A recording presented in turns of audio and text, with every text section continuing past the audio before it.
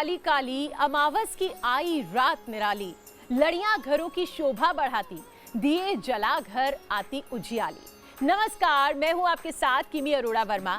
दिवाली की आप सभी को बहुत बहुत शुभकामनाएं। दिवाली पर न्यूज स्टेट आपके लिए लेकर आया है एक ऐसा शो जिससे आपके घर होगी धन वर्षा, आएंगी खुशियां ही खुशियां। आपको बताएंगे किस राशि के लोगों पर मां लक्ष्मी की खास कृपा बरसने वाली है। साथ ही आपको बताएंगे दिवाली पूजा का पूरा विधि विधान क्या है। उसके लिए हमारे साथ स्टूडियो में मौजूद हैं पंडित राजकुमार शास्त्री जी। पंडित जी, बहुत बहुत स्वागत है आपका। प्रणाम। चलिए पंडित जी से सबसे पहले जान लेते हैं कि इस बार दीपावली पर क्या शुभ संयोग बन रहा है। पंडित जी, चलिए शुरुआत करते हैं। आप हमारे दर्शकों को बताइए कि दिवाली पर इस बार क्या संयोग बन रहा है। जी देखिए किम्मी जी, बहुत ही शुभ दीपावली है। और सबसे पहले मैं न्यूज स्टेट के दर्शकों को दीपावली की हार्दिक शुभकामनाएं और मंगल कामनाएं करता हूं। बहुत ही उत्तम योग बने हुए हैं। देखिए, कार्तिक के महीने की और अमावस्या तिथि में दीपावली का पावन पर्व होता है और साधक जो हैं उनके लिए बहुत उत्तम योग है। संयोग उत्तम बने हुए हैं क्योंकि इस काल में जो पूजन किया जाता है, जो अनुष्ठान किया जाता है, जो जप इत्यादि किए जाते हैं, वह एक वर्ष तक पूरा अपना महत्व रखते हैं, पूरा फल देते रहते हैं। तो ऐसी दीपावली का योग बना हुआ है जो कि देश के लिए, राष्ट्र के लिए, देश में रहने वाली सभी जन समुदाय के लिए, विशेष रूप से व्यापारी वर्ग के लिए, विद्यार्थियों के लिए बहुत शुभ योग है। तो बहुत ही शुभ योग है। देखिए, लेकिन साथ ही साथ पंडित जी, हम सभी राशियों के बारे में भी आपसे जानेंगे, लेकिन उससे पहले मैं आपसे ये भी जानना चाहूंगी, आप हमारे दर्शकों को बताएं कि पूजा करने का, खासकर दीपावली के दिन में क्या विधि विधान रहता है। जी किम्मी जी, देखिए, प्रायः पूजा करने का जो विधि विधान है वह सभी देवताओं का एक समान ही होता है जी। लेकिन अंतर होता है मंत्रों में। हमारे कर्मकांड के 80,000 मंत्र हैं और ये सब वैदिक मंत्र होते हैं। लक्ष्मी प्राप्ति के लिए जिन मंत्रों का प्रयोग दीपावली में किया जाता है वह अपने आप में अद्भुत मंत्र होते हैं। ऋग्वेद के मंत्र होते हैं, यजुर्वेद के मंत्र होते हैं, कुछ पौराणिक मंत्रों का उच्चारण भी किया जाता है। और उन मंत्रों, वह शुभ मुहूर्त, जिस शुभ मुहूर्त काल में उन मंत्रों का उच्चारण किया जाता है और उससे जो वाइब्रेशन आती है वह बहुत सकारात्मक होती है जी।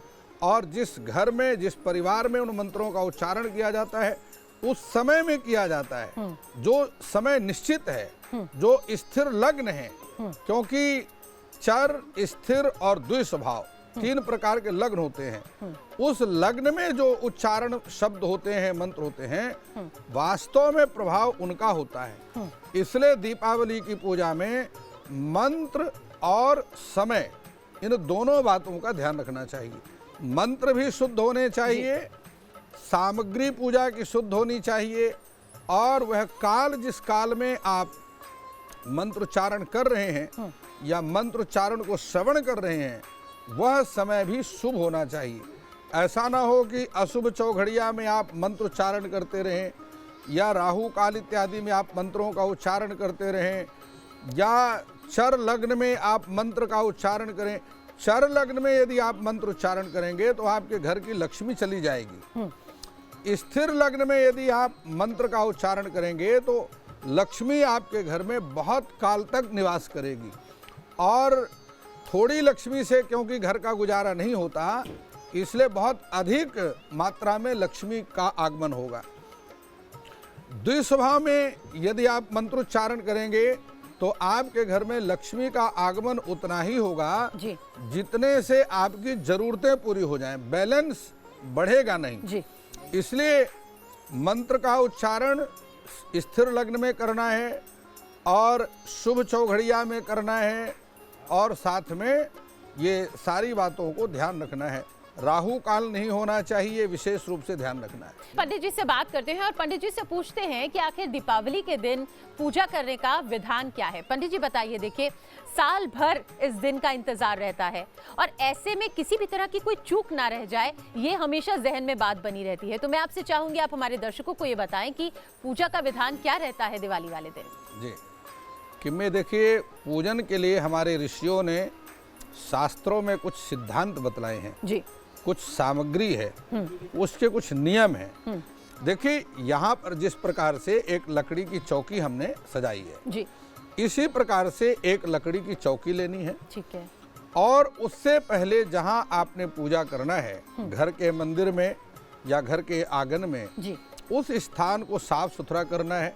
संभव हो सके तो गऊ के गोबर से उसका लेपन करें, अन्यथा गंगा जल छीट करके उसको शुद्ध करें। ठीक, और तदुपरांत वहाँ एक लकड़ी की चौकी पर स्वस्तिक का निशान बनाना है।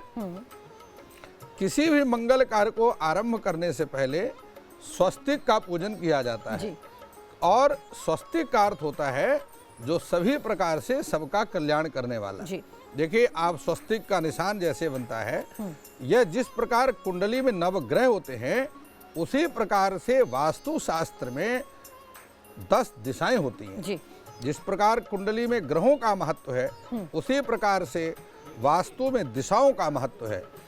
वास्तु के अनुसार ही पूजा संपन्न करना चाहिए। पूजा करने वाले का मुख पूर्व दिशा में होना चाहिए और जो आचार्य हैं जी, उनका मुख उत्तर दिशा की तरफ होना चाहिए। विद्वान आचार्य को बुला करके शुद्ध मंत्रोच्चारण के साथ में ही लक्ष्मी का पूजन करना है। मंत्र का अर्थ होता है मन्ना त्रायते इति मंत्रा, मन ही मन में जिसका उच्चारण किया जाए या शब्दों में, आवाज में, ध्वनि में उच्चारण किया जाए और उससे हमारी कामनाओं की सिद्धि हो, उसको ही मंत्र कहते हैं। लकड़ी की चौकी के ऊपर स्वस्तिक का निशान बनाना है और उसके ऊपर भगवान गणेश जी की स्थापना करनी है और इसके बाद अपने दाहिने हाथ में रक्षा सूत्र बांधना है। जी, पूजा में रक्षा सूत्र बांधना किमी जी बहुत आवश्यक होता है। देखिए, एक बात का ध्यान रखें, यदि विवाहित स्त्रियां हैं उन्हें अपने बाएं हाथ में रक्षा सूत्र बांधना है और पुरुषों को अपने दाहिने हाथ में रक्षा सूत्र बांधना है, और यदि कुंवारी कन्याएं हैं, अविवाहित कन्याएं, उन्हें भी अपने दाहिने हाथ में रक्षा सूत्र बांधना है। चलिए पंडित जी, सारा देखिए कुछ करना जी, आपने देखिए पूजा का विधि विधान बताया हमारे दर्शकों को। अगर किसी भी तरह का कोई संशय था वो आपने दूर कर दिया है, लेकिन इसी के साथ मैं आपसे चाहूंगी आप ये भी बताएं, क्या कोई राशिवार भी कोई मंत्रोच्चार करना जरूरी हो जाता है? क्या कुछ राशिवार कोई विधान है पूजा करने का जिससे कि माँ लक्ष्मी की अपार कृपा लोगों के ऊपर बरस सके? जी, देखिए किम्मी जी, इस बात को हमेशा ध्यान रखें कि हम पृथ्वी पर रहते हैं जी, और पृथ्वी पर रहने वाला प्रत्येक व्यक्ति आकाश मंडल में गोचर करने वाले 27 नक्षत्र, 12 राशि, अब नवग्रहों के द्वारा ही उसका जीवन प्रभावित होता है। और इसको ऋषियों ने शोध करके पृथ्वी पर रहने वाला प्राणी सुख दुख कैसे भोगता है, ऋषियों ने शोध करके देखा अपने आध्यात्मिक ज्ञान के द्वारा कि आकाश मंडल में रहने वाले सप्त ग्रह वह प्रत्येक प्राणी को प्रभावित कर रहे हैं। और जिनका जो सप्त ऋषि मंडल कहलाया, उन सप्त ऋषियों का बहुत सुंदर मंदिर जिन जिन ऋषियों ने वह शोध किया, वह उज्जैन में, चूंकि यह पृथ्वी का नाभि स्थान है, वहाँ उन ऋषियों के सुंदर मंदिर भी कश्यप इत्यादि का निर्मित है। तो मैं आपको बतलाता हूँ उन 12 राशियों के नवग्रह जो है स्वामी हैं, उसमें 7 ग्रहों के द्वारा उन 12 राशियों को प्रभावित किया जाता है, प्रभावित होती हैं। तो उन सभी राशियों के जो स्वामी हैं, उन ग्रहों के जो मंत्र हैं, उनका उच्चारण करना चाहिए, अथवा गोचर में जो ग्रह उस राशि को प्रभावित कर रहा है, उस राशि के उस मंत्र का, उस देवता का, अधिदेवता प्रत्याधिदेवता जो हैं, उनके मंत्रों का उच्चारण करने से निश्चित रूप से और वो राशि की पीड़ा दूर होती है जी। तो यदि आप कहें तो मैं 12 राशियों के अनुसार उन सभी पाठों को भी मैं चाहूंगी कि आप संक्षेप में उन राशियों के बारे में भी जरा बता दीजिए। देखिए, चूंकि मेष राशि का स्वामी मंगल है, इसलिए निश्चित रूप से जो मेष राशि के जातक हैं उन्हें मंगल से संबंधित स्तोत्र का पाठ करना चाहिए और जो वृष राशि है, वृष राशि के स्वामी शुक्र जी। हैं, इसलिए शुक्र के लिए धन लक्ष्मी स्तोत्र का या अन्नपूर्णा स्तोत्र का पाठ करना चाहिए। ठीक है। मिथुन राशि के जो जातक हैं, इन्हें सारी दीपावली की पूरी रात में गणेश अथर्वशीष का पाठ करना चाहिए।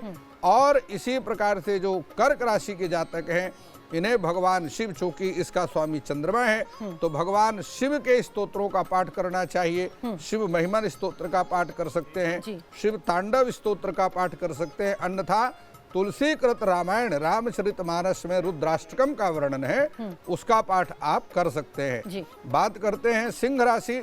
सिंह राशि के जो जातक हैं, चूंकि सिंह राशि का स्वामी सूर्य है, इसलिए इनको आदित्य हृदय स्तोत्र का पाठ करना बेहद लाभकारी रहेगा। कन्या राशि के स्वामी भी बुध हैं और बुध कन्या राशि में उच्च के होते हैं, इसलिए जो कन्या राशि के जातक हैं, इन्हें भी गणेश स्मरण या गणेश द्वादश नामों का पाठ करना लाभकारी रहेगा। और तुला राशि के जातक, चूंकि यह आकाश मंडल की राशि मंडल की 7वीं राशि है और तुला राशि का स्वामी शुक्र है, इसलिए इनको ऋग्वेद में वर्णित श्री सूक्तम का पाठ अथवा कनकधारा स्तोत्र का पाठ करना उत्तम रहेगा। वृश्चिक राशि का स्वामी मंगल है, इसलिए मंगल के लिए भी इन्हें ऋण हरता मंगल स्तोत्र का पाठ करना चाहिए। और धनु राशि के जातकों को चाहिए वह भगवान श्री हरि नारायण के विष्णु सहस्त्र नाम का पाठ करें। मकर राशि के जो जातक हैं, इन्हें शनि स्तोत्र का पाठ करना चाहिए। दशरथ जी ने बहुत सुंदर स्तोत्र में शनि देव की आराधना की है, स्तुति की है, उसका पाठ करना चाहिए। और जो कुंभ राशि के जातक हैं, इनको भी भगवान शनि देव के बीज मंत्र ओम प्राम प्रीम प्रौम सह सन शनैश्चराय नमः, इस मंत्र का जाप निश्चित करना चाहिए। जो मीन राशि के जातक हैं, मीन राशि के स्वामी बृहस्पति हैं, इसलिए मीन राशि के जातकों को संपूर्ण दीपावली की रात्रि में देवी गायत्री के मंत्र का जाप करना चाहिए। ये ध्यान रखें, मंत्र जाप करते समय रुद्राक्ष की माला का आप प्रयोग करें अथवा लाल चंदन की माला का प्रयोग करें। तुलसी की माला का प्रयोग भी आप मंत्र जाप के लिए कर सकते हैं। यह भी ध्यान रखना है कि जिसमें आपने इन मंत्रों का अनुष्ठान करना है, उस समय आपके घर में शुद्ध घी का अखंड दीपक जलता रहे अथवा तिल के तेल का दीपक जलता रहे। सरसों के तेल का प्रयोग नहीं करना है। हाँ। ठीक है पंडित जी, देखिए इस बीच मैं आपसे एक और सवाल पूछना चाहूंगी। देखिए दिवाली के दिन सुख शांति समृद्धि घर में बनी रहे और मुझे लगता है कि सब यही प्रार्थना करते हैं, लेकिन साथ ही साथ देखिए धन प्राप्ति के लिए भी प्रार्थना की जाती है, उसके लिए भी पूजा की जाती है। तो क्या उसके लिए भी कोई खास उपाय है जिसे किया जाना बेहद जरूरी हो जाता है दीपावली के दिन? जी देखिए, दीपावली अमावस्या की तिथि में आती है और अमावस्या वह तिथि है जिसमें सूर्य और चंद्रमा दोनों एक ही राशि पर आकर के अमांत में एक ही अंश एक कला विकला में स्थित हो जाते हैं। सूर्य और चंद्रमा एक राशि में आकर के स्थित होते हैं। ऐसे समय में अमावस्या चूंकि पितृदेवताओं की तिथि है और धन की प्राप्ति हमेशा ध्यान रखें, संतान सुख और धन का सुख पितरों की कृपा के बिना प्राप्त नहीं हो सकता किम्मी जी। इसलिए ये अमावस्या तिथि में यदि आप धनवान बनना चाहते हैं, शारीरिक रूप से स्वस्थ रहना चाहते हैं और संतान का भी भाग्योदय आप चाहते हैं, संतान का सुख आपको प्राप्त हो, ऐसी भी यदि आपकी कामना है, इन तीनों कामनाओं की सिद्धि के लिए सबसे सरल उपाय है कि एक ब्राह्मण को बुलाइए और प्रातःकाल अपने घर में भोजन कराइए। भोजन करा करके उसको वस्त्र दक्षिणा इत्यादि दे करके प्रणाम करके आशीर्वाद लें और साथ में पंचवली गौ ग्रास निकालिए, गौ को जो है ग्रास खिलाएं और पितरों की सबसे बड़ी कृपा प्राप्त करने के लिए कौवा को खीर और पूड़ी का जो है वो ग्रास दें। ऐसा करने से निश्चित रूप से आपकी सभी बाधाएं दूर होंगी, संतान का सुख भी प्राप्त होगा, शरीर में आरोग्यता आएगी और आपके धन व्यापार की वृद्धि होगी। जो आपका रुका हुआ धन है वह भी वापस प्राप्त होगा। और जो मैंने आपको बताया है रात्रि में अनुष्ठान करें, लक्ष्मी के मंत्र का अनुष्ठान करें। बहुत सारे मंत्र हैं लक्ष्मी के, जी। उसमें एक मंत्र मैं आपको बतलाता हूँ।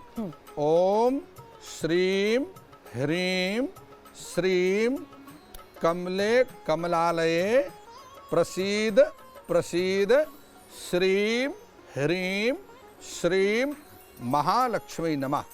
ये महालक्ष्मी का मंत्र है, इसका जप करना बेहद लाभकारी है।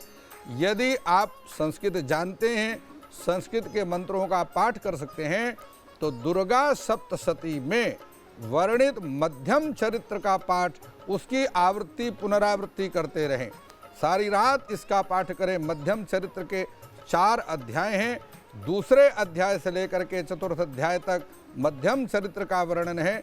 ऐसा करने से आपकी सारी बाधाएं दूर होंगी, घर में इतनी लक्ष्मी आएगी कि आप सोचेंगे संभालना मुश्किल हो जाएगा। जी चलिए पंडित जी, इस बीच देखिए ये भी आपसे मैं जानना चाहूंगी, सामग्री के बारे में आप जरा विस्तार से हमारे दर्शकों को बताएं। अभी जैसे हमने यहाँ पर देखिए कमल का फूल जिस तरह से माँ लक्ष्मी के आगे रखा जाता है, नारियल रखने का भी विधान है, कलश की स्थापना जिस तरह से की जाती है, तो मैं चाहूंगी कि आप हमारे दर्शकों को ये भी बताएं कि पूजा के समय में किन किन खास बातों का ख्याल रखा जाए, और साथ ही हर घर में आज के दिन दीपावली के दिन प्रसाद जो बनाया जाता है, किस तरह से हम प्रसाद को बना सकते हैं और उसके लिए क्या क्या चीज़ों का इस्तेमाल किया जा सकता है, वो भी बताइए।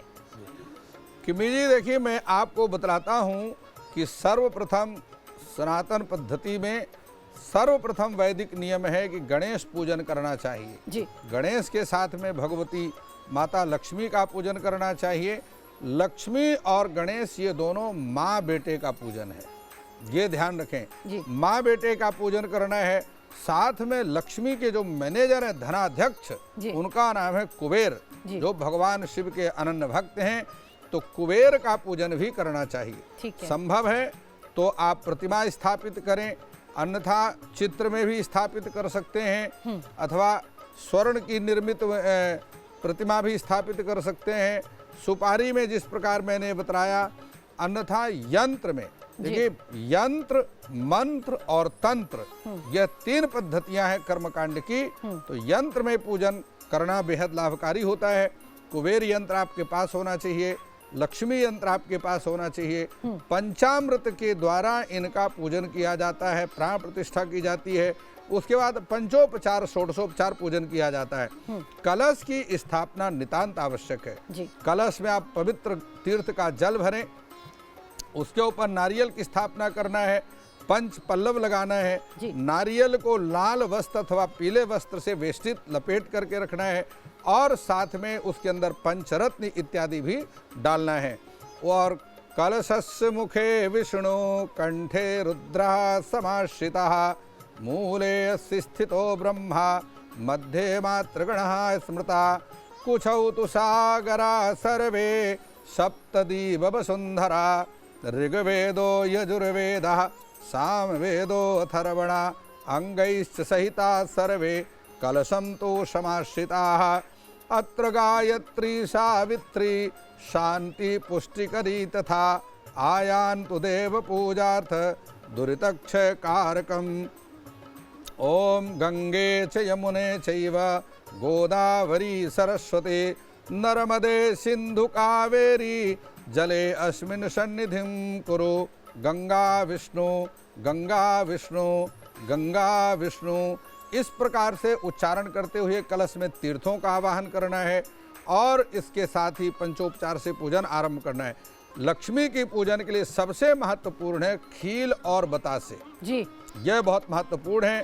साथ में धनिया के दाने, हल्दी की गांठ, कमल के दाने, क्योंकि लक्ष्मी का एक नाम कमला भी है जी। वह कमल पर निवास करती है, इसलिए लक्ष्मी को कमल पर निवास, कमल का पुष्प, कमल के दाने अर्पण करना चाहिए।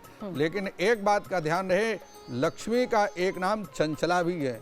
चंचला का अर्थ होता है जो एक स्थान पर स्थायी नहीं रहती जी, चलायमान रहती है। चलायमान ना हो जाए इसलिए अपने पूरे घर को प्रकाशित करें, सुंदर दीपमाला करें, और दीपमाला इस प्रकार से करें जो सारी रात आपका घर प्रकाशित होता रहे। घर में आप अपने अनुष्ठान इत्यादि के बाद उन मंत्रों का दशांश हवन भी करें। साथ में कुमकुम इत्यादि लक्ष्मी को अर्पण करें, सिंदूर अर्पण करें, सौभाग्य द्रव्य अर्पण करें। घर की जो सौभाग्यवती स्त्रियां हैं वह अपने आभूषण वह भी माता लक्ष्मी के चरणों में रख करके पंचामृत इत्यादि से उनका भी पूजन करें, जिससे कि उनको पुनः वह सारे श्रृंगार की सामग्रियां, कहते हैं कि ऐसा करने से दूसरे वर्ष उतनी ही सामग्री उनको श्रृंगार की और प्राप्त हो जाती है। जितना लक्ष्मी जी के चरणों में दीपावली के दिन आपने अपनी श्रृंगार की सामग्रियां रखी हैं, चाहे वो आपके हाथ की स्वर्ण मुद्रिका है, चाहे आपके हाथ गले का हार है, वो दोबारा उतना ही और प्राप्त हो जाता है। वर्ष के अंदर अंदर लक्ष्मी माता वापस करती हैं। तो ऐसा करें। और इसके बाद साथ में आपको जो है कुछ मिष्ठान्न देवी को अर्पण करना है। सबसे बड़ी बात आपको बतलाता हूँ, लक्ष्मी प्रसन्नता के लिए खीर का प्रसाद है। खीर बनाना चाहिए और खीर माता लक्ष्मी को अर्पण करना चाहिए। इस सारा कुछ करने के बाद प्रातःकाल ब्रह्म मुहूर्त में देवी लक्ष्मी की प्रसन्नता के लिए हवन करना चाहिए। हवन में चंदन की लकड़ी का प्रयोग कर सकते हैं, अन्यथा आम की लकड़ी का प्रयोग करें, पीपल की लकड़ी का प्रयोग कर सकते हैं, बरगद की समिधा का प्रयोग कर सकते हैं, पलाश की समिधा का प्रयोग अथवा उमर की समिधा, ये 5 समिधाएं कहलाती हैं, इनका प्रयोग कर सकते हैं। लेकिन ये ध्यान रखें कि देवी लक्ष्मी की प्रसन्नता के लिए लोहे का हवन कुंड प्रयोग ना करें, क्योंकि लोहे का हवन कुंड ग्रह शांति में प्रयोग करना है। और देवी लक्ष्मी की प्राप्ति के लिए ताम्र धातु का बना हुआ हवन कुंड प्रयोग करें, अन्यथा शुद्ध मृतिका में वेदी बना करके और उसमें सप्तजिह्वा अग्नि की स्थापना करके और उसका हवन कर सकते हैं। ये पुष्प देवी को अर्पण करना है। कमल का पुष्प अत्यंत प्रिय है, अन्यथा रक्त वर्ण के पुष्प देवी को अर्पण करें और इसके साथ ही फल देवी को अर्पण करें।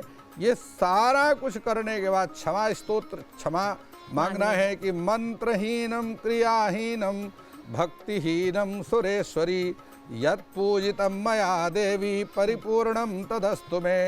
आवाहनम न जानामि विसर्जनम पूजां चैव न जानामि क्षम्यतां जगदीश्वरी। यदक्षरं पदं भ्रष्टं मात्राहीनं च यद्भवेत् तत्सर्वं क्षम्यतां देवी प्रसीदत् परमेश्वरी। इस प्रकार से क्षमा याचना करना चाहिए। और सबसे अंत में लक्ष्मी की आरती के बाद परिक्रमा करना चाहिए। यानि कानि च पापानि जन्म जन्मांतर कृतानि च तानि तानि प्रणश्यन्तु प्रदक्षिणम पदे पदे। एक एक परिक्रमा करते समय एक एक कदम में और जन्म जन्मांतरों के पाप नष्ट होते रहते हैं। तो ये सारा कुछ करने के बाद देवी को दंडवत प्रणाम करके और अपने मन की अरदास देवी के चरणों में लगाना चाहिए। ये ध्यान अवश्य रखें। लक्ष्मी की प्राप्ति के लिए लक्ष्मी पूजन में संकल्प अवश्य करना है और संकल्प में अपने नाम और गोत्र का उच्चारण भी जरूर करना है। पंडित जी, साथ ही देखिए, आपसे ये भी जानना चाहूंगी कि किस रंग के वस्त्र पूजा के समय में पहनने अति आवश्यक होते हैं, ये भी बताएं। देखिए किम्मी जी, मैं आपको बतलाता हूँ कि जो मेष और वृश्चिक राशि के जातक हैं, इन्हें पूजा में रक्त वर्ण के वस्त्रों का प्रयोग करना चाहिए। वृष राशि और तुला राशि के जातकों को चाहिए वह श्वेत रंग के वस्त्र धारण करें। इसी प्रकार से मिथुन और कन्या राशि के जातकों को हरे रंग के वस्त्र धारण करना लाभकारी रहेगा। कर्क राशि के जो जातक हैं, इन्हें श्वेत रंग के वस्त्र धारण करने हैं और सिंह राशि के जो जातक हैं, इनको सुनहरे रंग के वस्त्र धारण करके पूजन करना विशेष लाभकारी रहेगा। अब मैं आपको बतलाता हूँ, जो धनु और मीन राशि के जातक हैं, इन्हें पीले रंग के वस्त्र धारण करना चाहिए। साथ में मकर और कुंभ राशि के जातकों को भी श्वेत रंग अथवा हरे रंग के वस्त्र धारण करके पूजा अपनी संपन्न करना चाहिए। एक बात का ध्यान रखें, काले और नीले रंग के वस्त्रों का प्रयोग सतोगुणी पूजा में नहीं करना है।